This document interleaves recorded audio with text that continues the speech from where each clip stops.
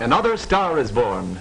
Mary Martin, co-starring with Jack Benny and Fred Allen in Paramount Pictures' Love Thy Neighbor, is at LaGuardia Airport, New York City, to bid bon voyage to the new Latin discovery Esther Fernandez, who is flying west for a screen test. TWA announces the departure of the Super Sky Chief Stratoliner for Chicago, Kansas City, Albuquerque, and Los Angeles. Gate number 3. All aboard, please. In a few short years, the travel habits of millions of women have changed to this comfortable and smooth mode of transportation, just as their modes of dress have shifted from the uncomfortable bustle and hobble skirts of yesterday. Day and night, these mighty ships of commerce fly the air lanes from Atlantic to Pacific, spanning the nation in 15 hours. Up, high up into the substratosphere rises the 45-ton TWA Stratoliner. On into a night sky, the big silver liner speeds swiftly over sleeping villages and great cities. Dawn finds our air voyagers flying over the Texas Panhandle and the colorful mesas of New Mexico. It's a fairyland of tumbling castles far above where the raindrops form. Bridging the horizons in 7-league boots, our passengers ride comfortably in altitude-conditioned cabins. Let's take a peek in the Stratoliner and see how our passenger is doing. Why, of course, like every woman, she's taking a last look in the mirrors of the Stratoliner's charm room. Bienvenido, buenos dias, señorita. She is trimly tailored in a Cyril Johnson covert cloth suit. Met by Dee Lawrence, fashion editor of Paramount, Esther is told she is to get off her plane and act in a location picture with 4 other studio players, just now landing from Hollywood. First is lovely Martha O'Driscoll of screen and radio fame. Margaret Hayes from the New York stage in Hollywood is next, while pretty Virginia Dale follows and waves to movie fans gathered at the airport.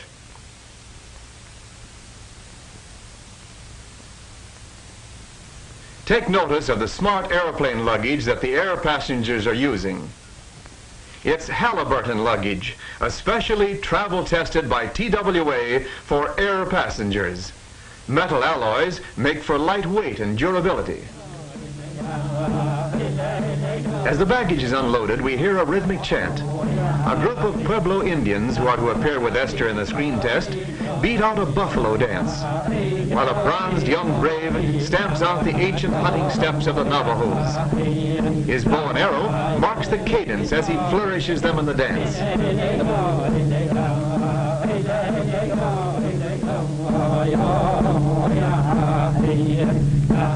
Quiet, action, camera.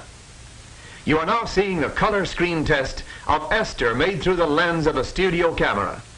Esther, changed into ceremonial garb, now makes her first bid for fame in Hollywood. Good luck, Esther.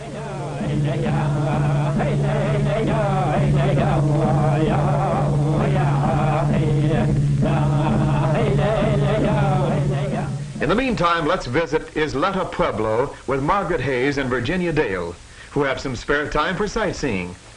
Virginia wears a desert blue reefer coat cut in the casual style. Margaret's adobe tan top coat, tossed carelessly over her shoulder, blends with the crumbling adobe ruins. 1 little, 2 little, 3 little Indian girls. Perhaps your garments were inspired by the rich colorings worn by these Indian women. Margaret next meets Louise Abeta, pretty Indian girl who has written a children's book illustrated beautifully by an Indian artist friend.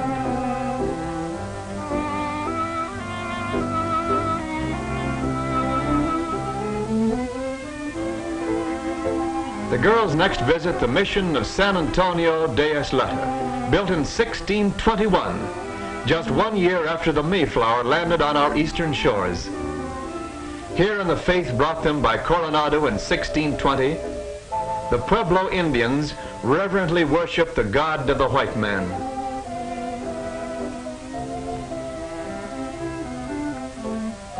Margaret and Virginia keep a dinner engagement in Albuquerque at the Alvarado. Margaret wears a flowered evening dress of crown-tested rayon, topped off with a white fox short jacket. Virginia wears a two-toned cactus green dinner gown with an evening wrap of Russian lynx.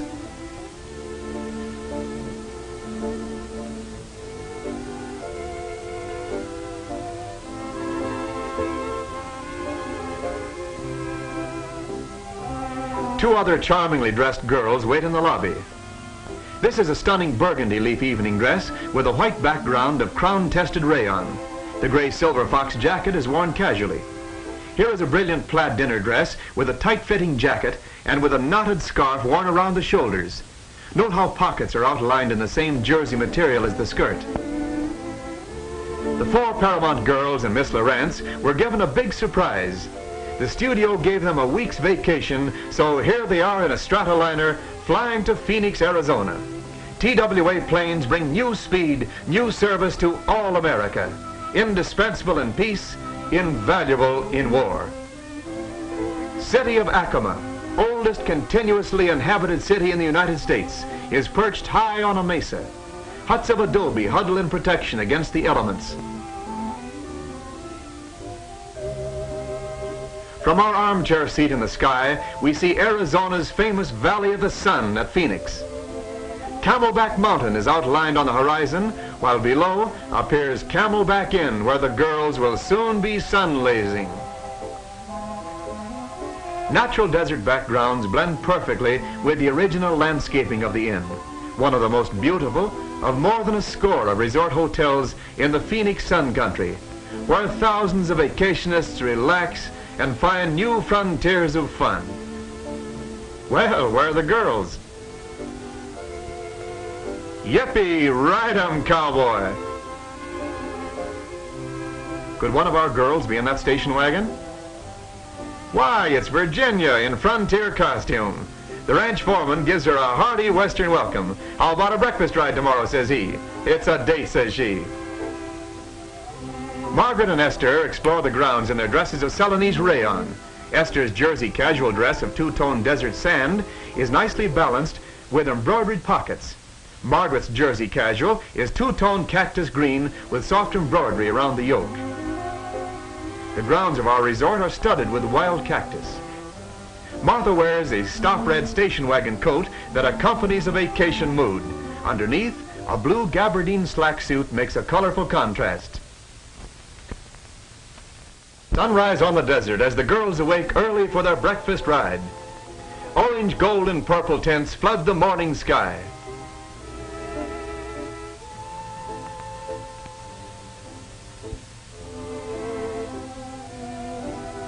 In frontier pants, western high-heeled boots, and 10-gallon Stetson hats, the breakfast party keeps an appointment with Romy, ranch foreman, who has the horses saddled and raring to go.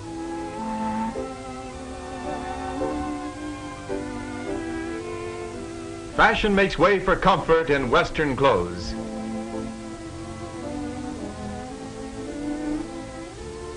A brisk ride across the desert and a fire is quickly built. Can't you just taste those eggs and bacon and coffee? Just the dish for a Western appetite. Grub's ready, folks. Come and get it.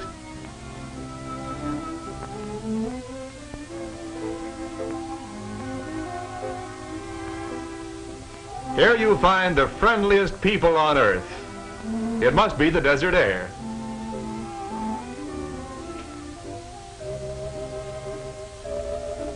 Sun-lazing at the pool follows the breakfast ride. Martha lounges in the patriotic colors of red, white, and blue. Her crisscross bodice tops a full skirt with a shirred Matlatex waistband.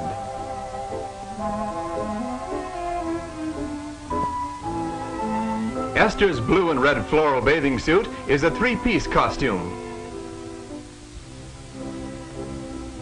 Virginia, with the red, white, and blue dressmaker place suit, just as fashionable for a dip in the pool.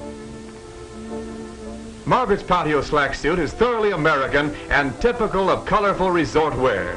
Styled in jersey, the ensemble features the long torso and shirred fullness inset in the slacks. The boys have comfort too in Palm Beach clothes which provide a wardrobe that meets every occasion. Sports are varied at Camelback, and we next find our vacationers playing the old shipboard game of shuffleboard.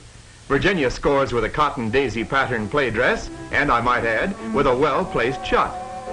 Pinafore ruffles form sleeves for Virginia's frock. Did you notice Margaret cast aside that wraparound skirt? Now she wears only the matching swimsuit in blue and white, shirred and elasticized in the new process called matlatex.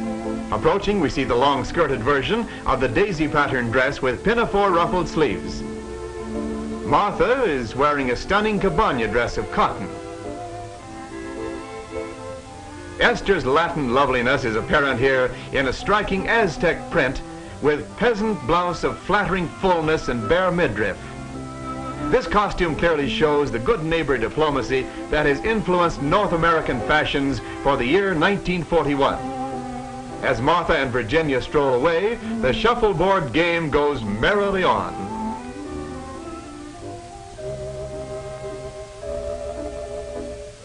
During the cocktail hour, Margaret appears in a sophisticated sheer night blue dress with white yoke embroidered with beaded daisies and edged with perky white piqué. Appropriate for the cocktail hour is the double-breasted Palm Beach jacket and gray-blue trousers. A pretty lawn setting is just the place for this white rayon gabardine slack suit with a very new silhouette of flared tunic-length jacket and matlatex girdle. Topping the costume is an attractive turban of white coin dots on a lime background. Striped sandals complete the ensemble. Notice the Palm Beach suit in new tallow and white. Thinking of a game of tennis, Margaret? Virginia joins the group looking for a tennis partner. She's smartly attired in a two-piece white gabardine playsuit with detachable skirt and matching shoes.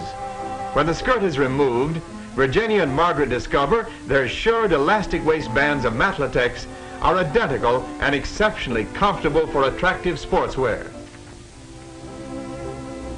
Tennis game over, Virginia changes into a sun outfit of bloused white cotton briefer with bare midriff, striped hand-woven cotton skirt, and full panel inset. This charming cabana dress has a Tahitian print design. Her briefer has a double tie in front and the midriff is bare. Margaret sees the long twilight shadows of Camelback Mountain creeping across the desert floor to the emerald pool below. She suggests a dip, so here we are. And we have two girls sharing a four-piece jersey Tahitian floral costume. One has the swimming combination of brief bra and sarong draped skirt. A sunburst suit of matlatex, elastic and snug, clings to the figure and makes for a slenderizing effect. Ideal for a shopping trip is this attractive bolero costume of cartwheel print and Miami crepe, with blouse and lapel facings in monotone shade. Stepping briskly down the walk comes Virginia in a print dress of toast and precious blue with a hip-length woolen jacket of matching toast. Pleated collars and cuffs are a completing trim. Age-old saguaro cactus surrounds the open-air cocktail lounge. Here we have a patriotic dress complete with chevrons, evidencing the military influence in 1941 fashions. This cocktail dress features a newly draped separate skirt and a matching bolero jacket. Again the military dress, but this time with a street-length skirt. It's set off with a self-material red belt.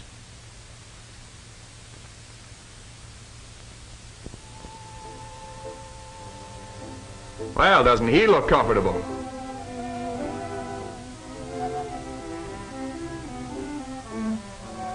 Again, our designers have gone south of the border in obtaining the motif for a cotton embroidered dress copied from the Polero native costume of Panama.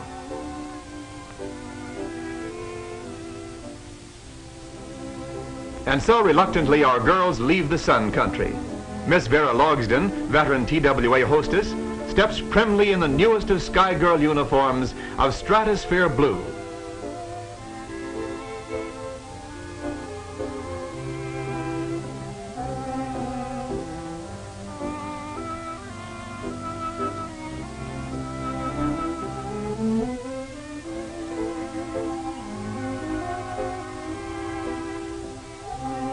Now off to the most scenic flight in all the world, the air trip over the Grand Canyon of the Arizona, Lake Mead, and Boulder Dam. Our first impressive air view en route to the Grand Canyon is San Francisco Peaks, where Mother Earth stands on her tiptoes, greeting the heavens with a mantle of snow. We approach Meteor Crater, where a giant fist has smashed into the Earth's crust, leaving a hole a mile wide. Martha O'Driscoll sees tremendous vistas, inspiring views. Doggone it, where are the adjectives to describe the magnificent Grand Canyon? Flying on west over the Colorado River, a huge slab of dazzling white concrete between two narrow canyon walls becomes Boulder Dam, greatest engineering achievement of man. Lake Mead extends way back 100 miles behind the dam. More Americans visit this 3,000 square mile Boulder Dam area near Las Vegas, Nevada, than any other national park in the United States.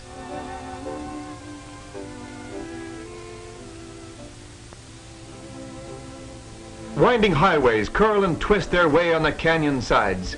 Here is provided inspiration and pride for all Americans to share. We land at Boulder City Airport, only 7 miles from Lake Mead and Boulder Dam. Two most pleasing costumes on our trip were seen at the dock at Lake Mead before boarding the motorboat for a sightseeing ride. This is a tropical red-tailored suit with full English drape and new long-length coat. The newest in sports shoes are Joyce Coolies. This pretty brunette is dressed in a misty blue reefer with red coolies to match. A fast cruiser takes us for a ride on the placid waters of Lake Mead, leaving behind a highway on water as our wake ripples away in the distance. The shores are rimmed by desert mountains, but here and there an island has been formed. Cathedral Rock is a chalk cliff that stands alone in isolated beauty. So we take off from Boulder City, heading towards Los Angeles on the last stage of our grand air trip and vacation. The girls are reminded that horizons in the air, like fashion horizons, are reached only to reappear again and again. As Tennyson said nearly a century ago, "For we dipped into the future, far as human eye can see, saw the vision of the world and all the wonder that would be. Saw the heavens fill with commerce, argosies of magic sails, pilots of the purple twilight, dropping down with costly bales."